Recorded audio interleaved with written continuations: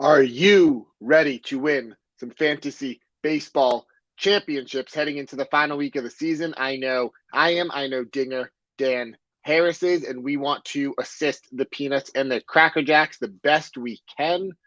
Happy Friday, Daniel Harris. First of all, I'm letting you know that your mic sounds a little weird, which we're doing live on air because we weren't able to test it. Maybe it's fine. Peanuts and Cracker Jacks, you tell me whether or not you hear anything weird with it or whether it's just me. I am fine. I am ready to win. Absolutely. I'm tired of going up against Austin Riley. It is not fun, but a little piece of me warms my heart a tiny bit every time he homers, even though it's simultaneously killing me in a league. So I'm ready. I'm excited. There's still baseball to play. Let's go. Fantasy baseball is truly so grueling that by the end of the season, it's tempting to just be like, I'm just going to throw out this lineup. It's out of my control. Whatever happens, happens. And to an extent, that's really all you can do. But I have tried hard to stay in it this season, and hopefully it'll pay off both for myself and our listeners as well. I think I just fixed the mic problem. There it is. I've got it right there. You just did it. Yes. Right. That's okay. We're gonna get into the Thursday action. I do say this every now and then, but I try to be, honest with what the slate was. And last night was a quieter, smaller slate. But that doesn't mean that Juan Soto isn't still amazing. There's just nowhere else to start. We talked about him yesterday and we did the whole hype up thing. He's even better than you think. He's amazing. And then he went 3 for 3 with 2 homers and a walk. And maybe it's looking like a good call that you hedged that Harper MVP bet. Brendan, do you remember what the odds were that I said that I got yesterday on air when I bet it?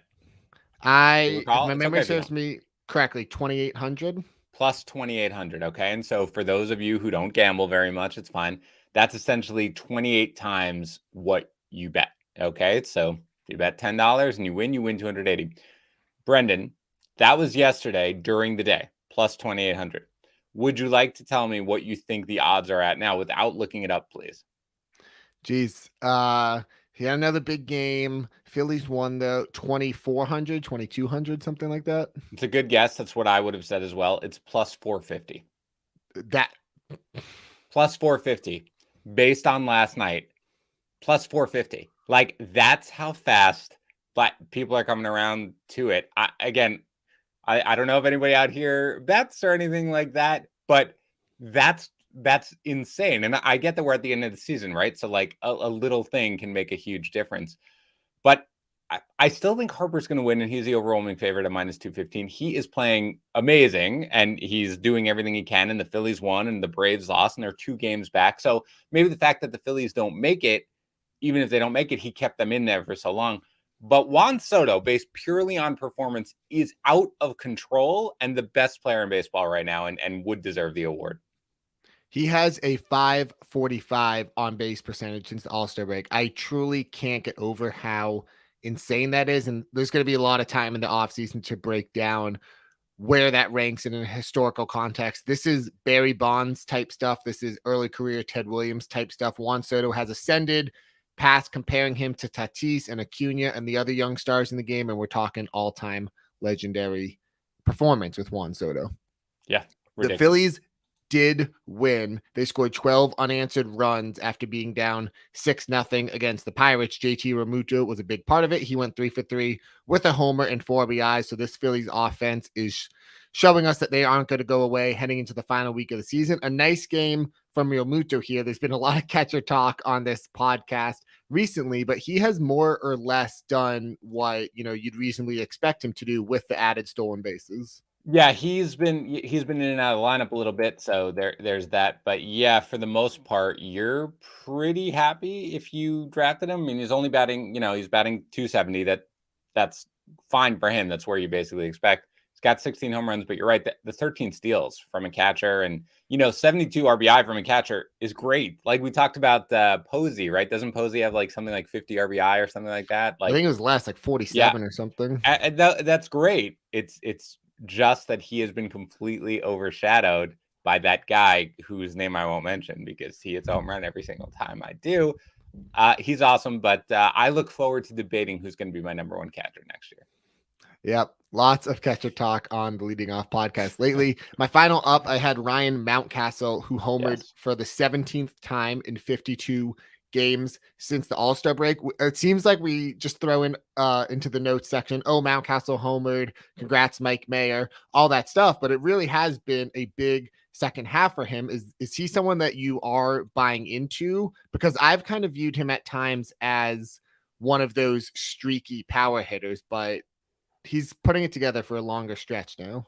Yeah, I was buying him coming into the year. I was with Mayor. Like we always joke about Mayor and Mountcastle. Mayor and I were drafting in TGFBI. I remember us kind of going through our teams, and we were drafting very similar teams because we liked a lot of the same guys. I really have very, very few concerns with Mountcastle, honestly. Like I thought that the power, obviously, from last year would go up. Not crazy amount. I mean, he only played in 35 games, and he had 5 homers. But yeah, I mean, like I'd like the strikeout rate to come down a bit overall, but for the most part, there's very little that he's doing that is unsupported. So I'm completely buying it on Mountcastle. And really, Brendan, you got to feel like fantasy managers next year are going to see, like when they start doing their research, are going to look at his final line and be like, Ryan Mountcastle hit 30, whatever he ends up with, 33 or whatever, right, in a couple more games.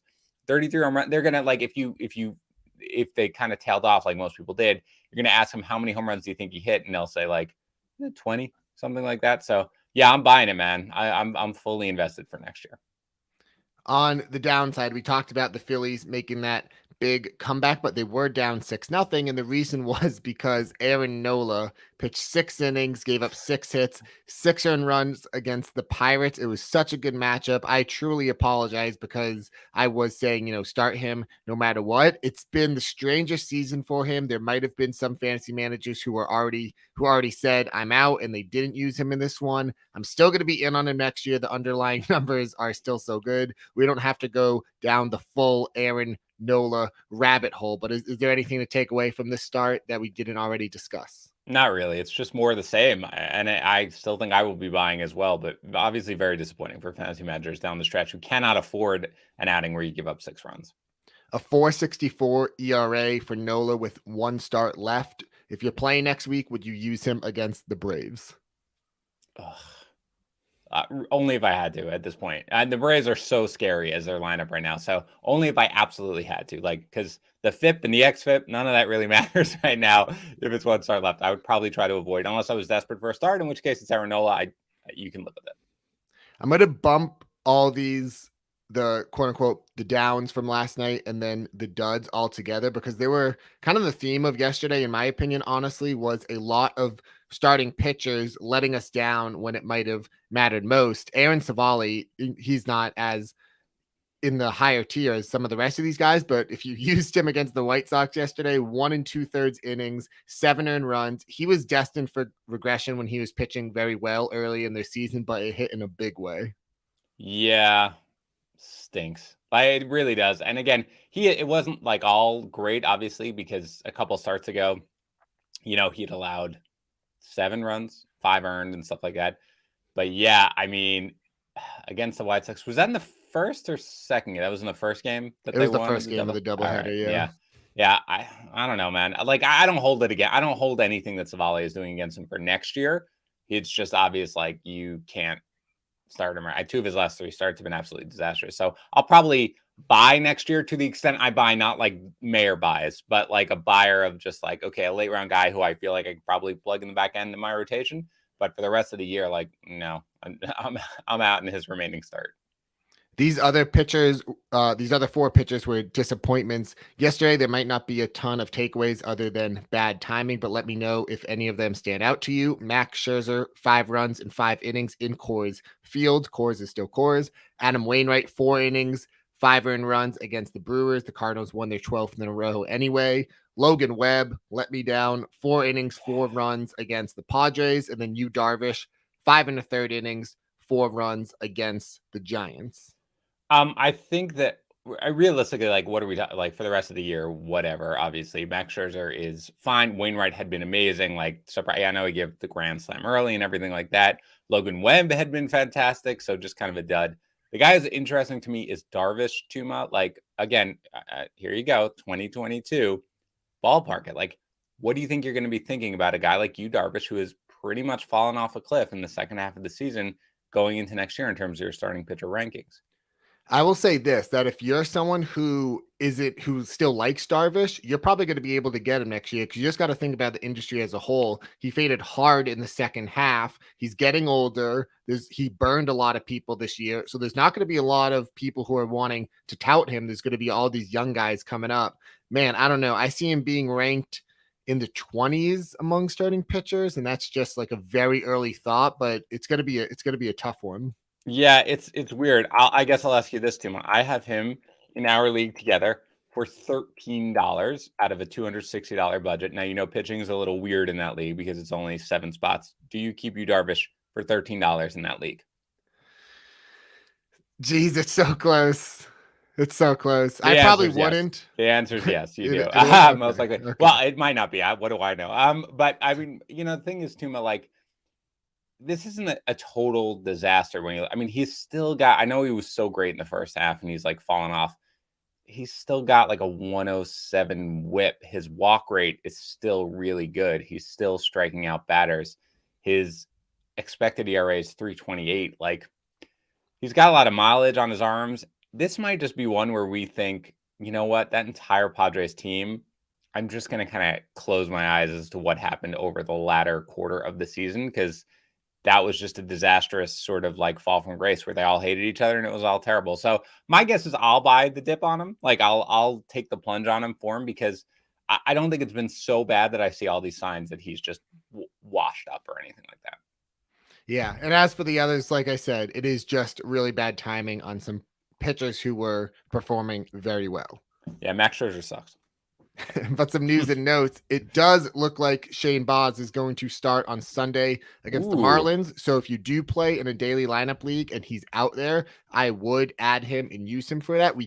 He only pitched 65 pitches in his debut, so you can't expect a huge workload, but the ratios should be great and the strikeouts should be great, and they'll have a good chance at a win. So I would say full systems go if you can still add him. I agree with you for sure. That he looked so impressive in that first one that I'm certainly willing to roll the dice with him in the second one. Wander Franco walked twice in a rehab game for AAA Durham on Thursday. He's eligible to return today, Friday. Hopefully that happens. Lourdes Gurriel injured his finger on Thursday, but x-rays came back negative. That's something to monitor if you roster him. Carlos Rodon is on track to start next Wednesday against the Reds. Kind of a shaky situation. He probably won't pitch many innings. I'd shy away and I'd try to start someone else if I had a reasonable option. I think it goes beyond that, Tuma. I don't think there's any chance of starting Rodon. I was like, realistically, just given what he's done of late, given what we're probably going to see, I'm out. All right. And then the other pitcher who's returning today, Friday, Shane Bieber. I know we discussed yesterday, but I just wanted to follow up. I did look into it. He threw 57 pitches in his last rehab start, so you can probably only project around 75-ish at most today. Would you use him, and then would you use him next week as well, assuming things go well? Yeah, I'm not going to make the pronouncement on next week yet. Let's see what it looks like today. I probably wouldn't. Like, I can't imagine you're in a position where you're like, man, a Shane Bieber start is going to be the difference between me winning and losing. Like, his first start back where he's going to be limited in terms of pitches. So I'd probably keep him on the bench for now. If he looks anywhere close to old Shane Bieber, then I'm throwing him out there. Makes sense. I do want to note for next week, it is the last week of the regular season. If you guys have questions, you can always tweet out to at Dan Harris 80, at Too Much Tumor, at Mike Mayer. Talk to us in the Discord. Mayer will be putting out the final quick grades of the season on FantasyPros.com this weekend. I will be putting out 20 things to watch for in week 26 this weekend. So check out those articles if you need some resources. 2 schedule notes. The Rockies have 3 home games against the Nationals. So that might make a difference in your hitter lineup decisions. And then the Orioles face the Red Sox and the Blue Jays. You're probably starting all those guys anyway, but those are 2 of the scheduling oddities that we've been wanting to attack down the stretch. What is our scheduling oddity for next week, Tuma? Are we finishing off strong with all 5 days next week or what? We're going every day. Every day. Tuma makes the rules, everybody. So there we go. I love it. That's the best schedule news I've heard all day, baby. I make the rules. I'm a full-grown man at this point, and because I'm a man, I need to use the Lawnmower 4.0 from Manscaped. What makes this trimmer different than all other trimmers? It has customizable trim guard lengths, sizes 1 through 4, and the optimized Lawnmower 4.0 is waterproof, so you can groom in the shower and not have to worry about making a mess on the bathroom floor. Did I mention wireless charging? The Lawnmower 4.0 new wireless charging system uses electromagnetic induction, which can help battery length last longer. Leading off listeners get 20% off with free shipping by using the code leading off at manscaped.com. That's 20% off with free shipping at manscaped.com using the code leading off. Go Cards, full grown Tuma. That was a very good transition. Kyle Tuma. It was Kyle Olsen. Sorry, I didn't mean to cut you off, Brandon. Go ahead, show it. No, you're good. Kyle Olsen. Oh, silky there. Tuma. Thank you. That was a very, very good transition. Your transitions are great. Do you think of all these transitions in advance? There have been some times where I think there was a couple last week where we talked about like cutting players and then cutting like grooming, where I had planned it out ahead of time. But also lately, I've just been, just waiting for the right moment, midway through where I could think of a transition. You are growing as a host, my friend, and I know from experience that it takes 1,700 podcasts before you feel close to being a competent host. Feels like you've done it in 1/20th of that time. So well done. Surely one of those 10,000 hour things, and you can. No, it's really in life. It's like if you want to get better at something, you just need to start doing it. It's kind of the only way. That's my philosophy. You've done a great job, and it is. Let's be. I mean, again, who cares who's listening at this point? We could be honest. We're like, Tuma, you have wanted to be hosting this show, at least as a fill-in, part of it for a while. Like we did the original leading off, an overnight show together. It was our baby together. You were the producer. We talked every night. You helped me with the notes like you do with the kickoff, which I hope everybody is listening to now as well. Tuma and I are like, paired at the hip. And you got your shot, Tuma, and you nailed it. Way to be, buddy. I'm so proud of you. Got a shot, a great second chance, just like Luis Castillo did over the second half of the season. 6 innings, 6 hits, 2 runs, 6 strikeouts on Thursday. I think this is an interesting one because you look at the surface level numbers. He's 8-16. That's ugly. The ERA is 4.05, but that just doesn't do justice for how well he pitched over the final 4 months of the season. If fantasy managers next year are just looking at those surface level stats, we're going to be able to get him at a big discount.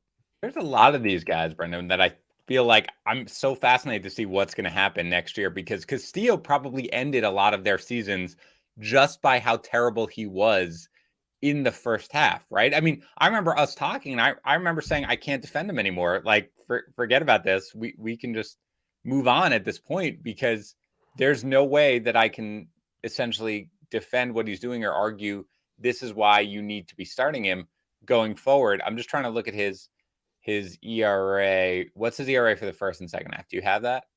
I don't have it up right now. I just have 4.05 for the season. I've got it. 4.65 in the first half, 3.28 in the second. I mean 4.65 also in the first half. That was already after it had started to dip down. Like that was already after he figured it out. Yeah, I don't have any concerns. Like this is, I think, one of the oddities of what just we saw in the first half of the season, which happens sometimes. Glad he figured it out. Hopefully he'll be at a discount. But you and I are probably going to play with savvy fantasy baseball managers, and they're probably going to know what's going on. So in the end, you have to probably pay full price, but he's been fantastic really since whatever he did to figure it out.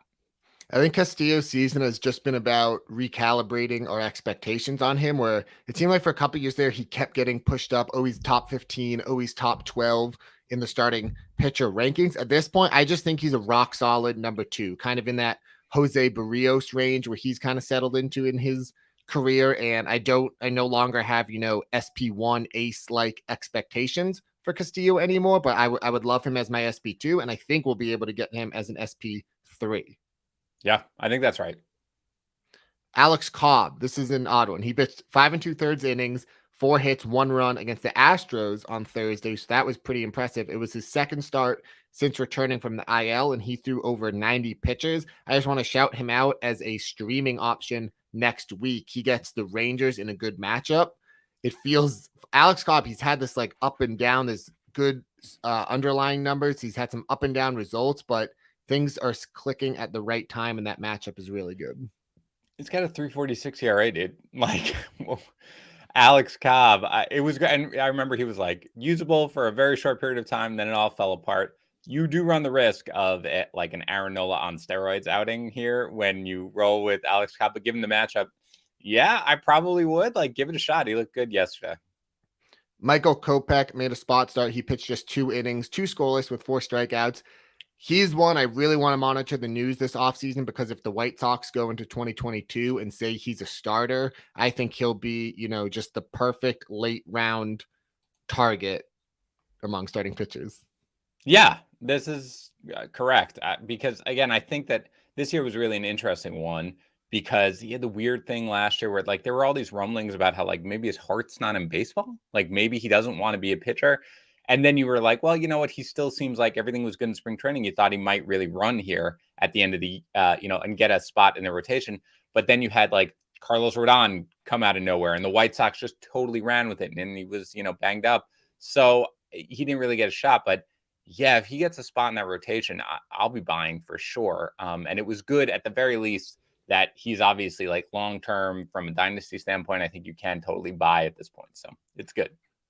And then finally, a closer note, Raisel Iglesias did give up a run, but he struck out the side to earn his 33rd save of the season. After looking at it closer, getting a head start on these 2022 ranks, I think he's going to be pretty locked in as the number 3 closer. It's going to be a tier of Hendricks, Hader, and then Iglesias as the top 3 entering 2022.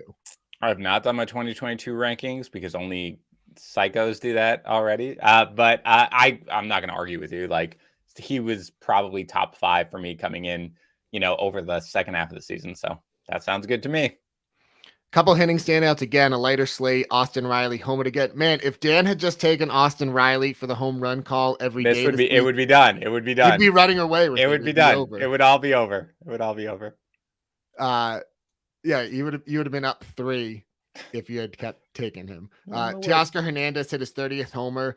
He's another guy who entering the season, there was a lot of questions about, because he broke out in the short season. We didn't know if that sample size was indicative of his actual skill level, but I mean, man, 30 homers, he lived up to the hype for anyone who bought into him back in March. He really did. Yes, garage door. I wanted to make sure it got open.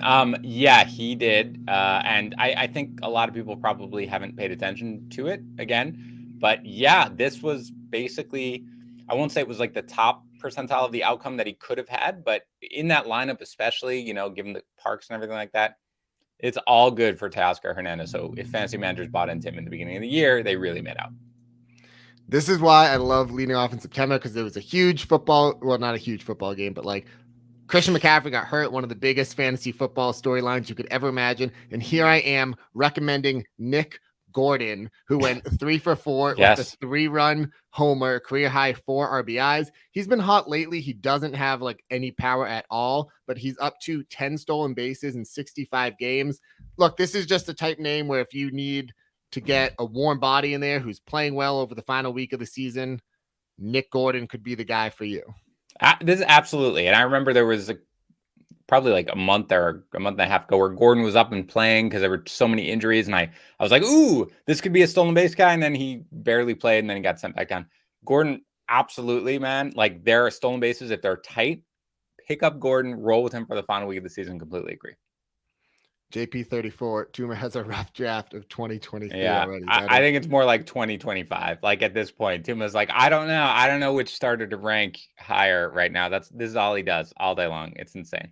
Yeah, Bobby Witt is my number 1 player in my 2024 Roto rankings. Nice. Home run calls from last night were up to 1,224. Can you fill us in on the highlights, Dan? I might get to 13. I think it's possible. Helpless in Miami up to 32. After calling Austin Hayes, you should get a bonus for Hayes. Derek from Texas, Ekak, also up to 32. Ryan Mountcastle, and he has a home run call correct in 3 days in a row. Turf Durgerson at 31. He also called Austin Hayes. J Metal K is up to 21. Called the home run in 2 straight days. And Birdzilla up to 17 after calling 4 home runs over the last 3 days. The leaderboard is tied right now with Go Cards, Joe, and Randy at 33. I am at 32, along with Helpless in Miami, Lawnmower Man 4.4, and Derek from Texas, Ack, Turf Durgason at 31, Smalls at 30, D. Gordon Liddy at 29, Mike Mayer at 28, Wonky at 26, The Clown Prince and Cat Fox at 24, and JJ Tater at 23. By the way, Tuma, this is a good time to mention you that as of today, in Discord, there is a touchdown calls channel. We are opening up the touchdown contest. Took a little longer than expected. Sorry, we had some stuff to do. We will be giving away swag on a weekly basis. We'll be giving away a $25 gift card every week to the winner. The person who correctly calls the most touchdowns, you get one running back, one wide receiver, one tight end. You cannot use the same player twice in a season. So that is the only rule. And then there will be a season long. We will talk about it on the football pod as well. So we are bringing it back. But next year, the home run contest in this on this podcast is going to be insane, and I can't wait. But there is a touchdown one we will be launching. As soon as we're done with this, I'm going to type it in and put it in Discord. So be on the lookout for that.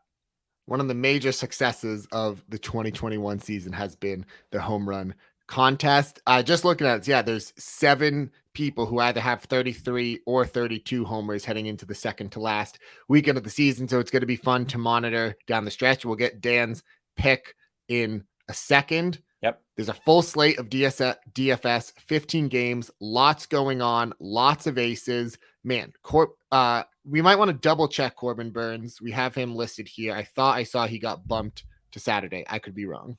I don't know. Hold on. I'm checking just to make sure. Oh, yeah, it does look like. It looks like it's going to be Eric Lauer instead, right? I think that is correct.